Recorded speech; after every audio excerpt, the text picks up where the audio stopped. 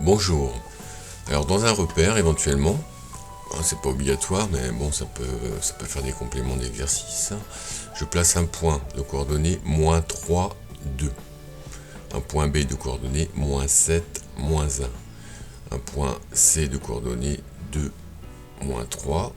Et un point D de coordonnées 6, 0. Je les retrouve ici dans mon bouton. Donc dans mon bouton script, par clic, A égale, B égale, C égale, D égale sont les coordonnées de A, B, C, D. Éventuellement, je peux modifier la figure, prendre un losange, prendre un carré en fait ici, un rectangle, ou ici un parallélogramme. Alors pour calculer l'aire de ce parallélogramme dans le quadrillage, en fait on va utiliser une petite ruse, c'est-à-dire qu'on va tracer un rectangle, et on va calculer l'aire du grand rectangle moins l'aire des triangles. Cette aire se fait avec les carreaux. On va considérer que 1 carreau égale 1 cm.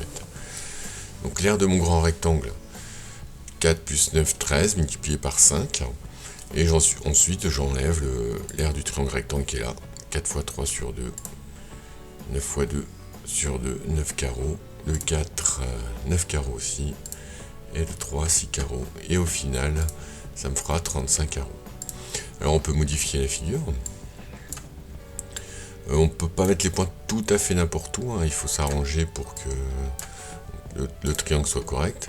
Si je le dépasse, si c'est pas bon.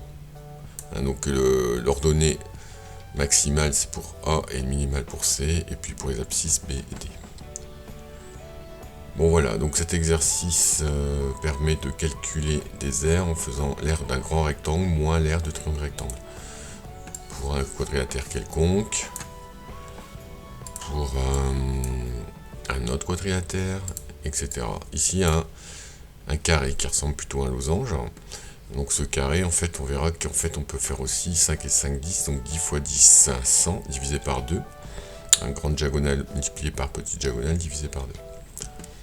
On retrouve la réponse 50 avec le calcul en faisant l'aire totale du rectangle moins 1, 2, 3, 4. Voilà, merci, au revoir.